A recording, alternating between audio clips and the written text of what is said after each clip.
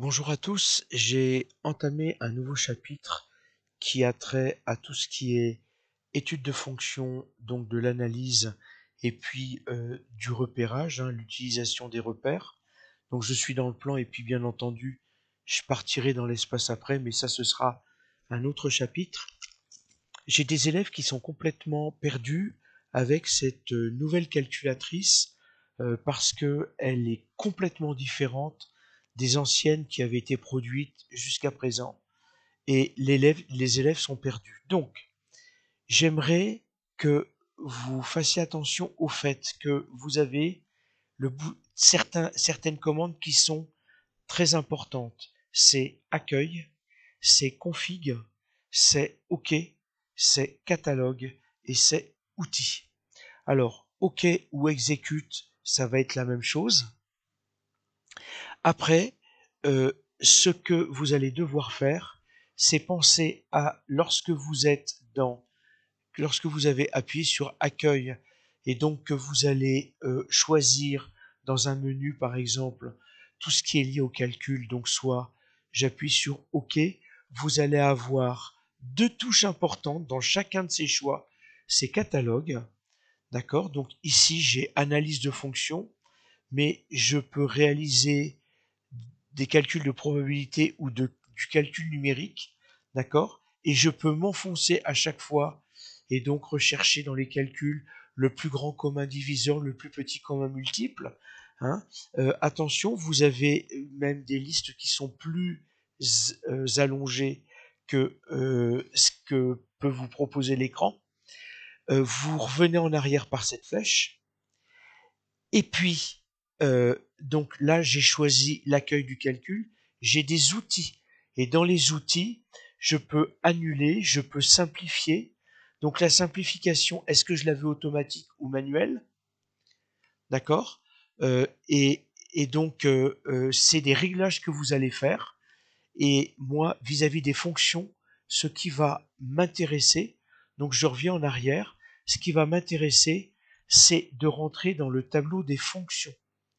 Donc ici, si je demande OK, alors vous voyez que ici j'ai euh, euh, quelque chose qui est complètement vide.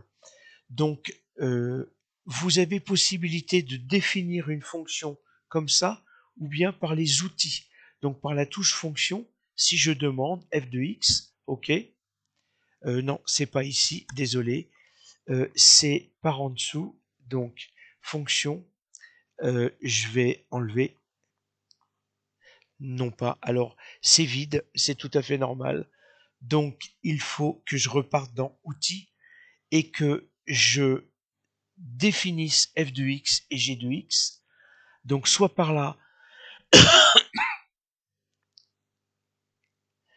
donc f de x ou g de x, soit par là. Donc, je vais taper x-2. Je vais prendre, tiens, même x plus 2, quelque chose de relativement facile. Donc, soit exécute, soit OK. Et puis, vous voyez, j'ai ce tableau-là. Alors, il est possible, parce que j'ai manipulé déjà ma calculatrice au niveau de l'émulateur, si je vais dans Outils, de base, à la définition de f de x et g de x, non, pardon, dans le type de tableau, on va y arriver, dans le type de tableau, vous avez ça en fait. La présentation de f de x et de g de x.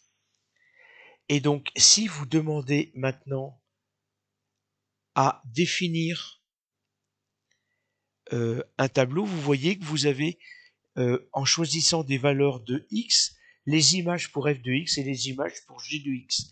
Et on me dit que g de x est vide parce que je n'ai rien rempli. Donc si vous n'avez pas à utiliser, le mieux c'est de rentrer dans les outils, d'aller à type de tableau, et puis demander ici de ne faire apparaître soit que f de x, soit que g de x, selon votre convenance. Donc moi j'ai choisi f de x, et si je reviens en arrière et que je veux définir f de x, ça a été fait, je vous rappelle, c'est x plus 2. À ce moment-là, je vais pouvoir demander maintenant les valeurs sur la plage. Donc je ne sais pas si vous avez fait attention, c'est toujours dans le tableau, c'est plage du tableau. Alors, je vais donc demander un OK. Et donc, on me demande le début, la fin et le pas. Le début, ça veut dire quelle valeur de début je veux. Eh bien, je vais prendre des valeurs négatives. Attention, le signe négatif est là. Donc, je vais faire un moins, pardon, 10. OK. Un 10. OK. Et puis, le pas, je vais le laisser à 1. Ça veut dire quoi? Ça veut dire que dans mon tableau, ça va commencer à moins 10, puis ensuite à moins 9, à moins 8, à moins 7, etc. Donc, j'ai fait ça, OK. Il faut que je répète le pas de 1, OK. Une fois que c'est fait, j'exécute et je vais avoir mon tableau rempli. Voilà. Alors, des fois, vous pouvez avoir besoin d'exactitude. Alors, l'exactitude, vous pouvez l'avoir comme ça. Je repars dans Outils, dans Plage du tableau, c'est ça qui m'intéresse, mais je vais aller à la fin. Donc, je remonte et je vais au pas. Et je vais demander un 0,5, pas la peine de taper le 0. OK, j'exécute. Vous voyez que maintenant, on fait moins 10, moins 9,5, moins 9, moins 8,5, etc. Et puis, je vais encore aller plus loin. Si vous voulez encore affiner, ça c'est OK. Dans les outils, la plage du tableau, je voudrais un pas de 0,25. Donc en fait, en partant de moins 10, ça va me faire moins 9,75, moins 9,5, etc., etc. Si je fais donc un OK, j'exécute, et que se passe-t-il? J'ai une erreur de plage. En fait, qu'est-ce qui se passe, pardon? La calculatrice n'a pas une mémoire suffisante pour emmagasiner toutes les valeurs.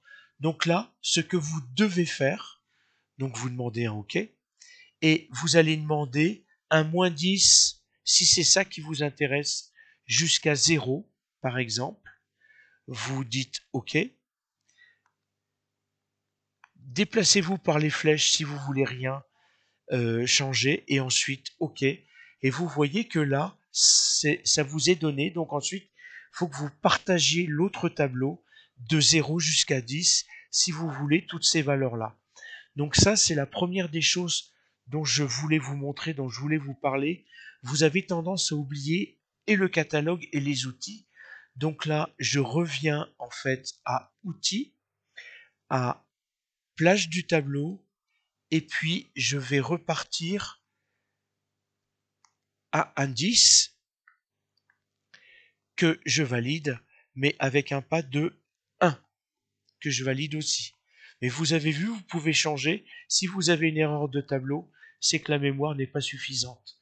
D'accord? Et donc, à partir de là, vous pouvez exécuter. Alors, ce que vous pouvez faire aussi, c'est dans le menu Run, ici, quand vous faites des calculs, donc je valide, je fais 6 plus 3, il me semble que ça fait 9. Vous voyez que je vous ai pas fait faire attention à ça. Je suis passé dans l'arrondi. Donc dans l'arrondi, c'est la configuration. Et donc dans les paramètres du calcul, ici, à l'arrondi, vous avez la possibilité de choisir le nombre de chiffres derrière les virgules. Je vais demander 2. Donc ici, je vais demander un fixe 2. J'exécute ou OK. D'accord? Et si je repars, donc là, je peux repartir en arrière ou directement ici. Si je demande la dernière réponse, elle est là. Vous vous souvenez, c'est 9. Maintenant, j'ai 9 avec 9,00. Ceci pour vous dire que quand je suis avec le tableau des valeurs, ici, donc j'ai normalement f de x qui était défini. Donc, je vais rechercher f de x. OK. J'avais bien x plus 2. D'accord. Ce que je vais devoir faire, aller dans les outils. Non. Je reviens en arrière. Je reviens en arrière. Non. C'est dans les outils. La plage du tableau. Et la plage du tableau, je vais demander donc un début. Alors ça, c'est pénible parce que va falloir le demander à chaque fois.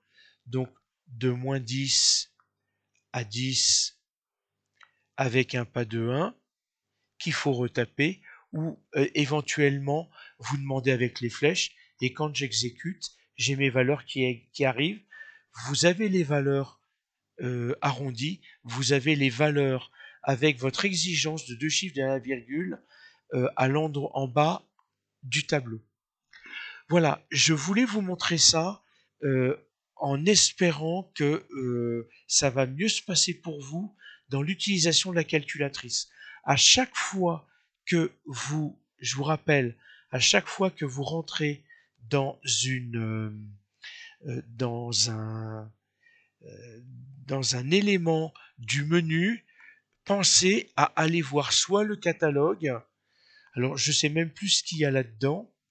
Dans le catalogue ici, est-ce qu'il y a quelque chose? Analyse fonction. Alors oui, mais c'est pas de votre niveau après. Alors je m'adresse à des quatrièmes ou des troisièmes. Donc ça, les notions de logarithme, c'est pas votre niveau. Donc je repars en arrière. Voilà. Voilà ce que je voulais vous montrer en espérant que ça aille beaucoup mieux par la suite.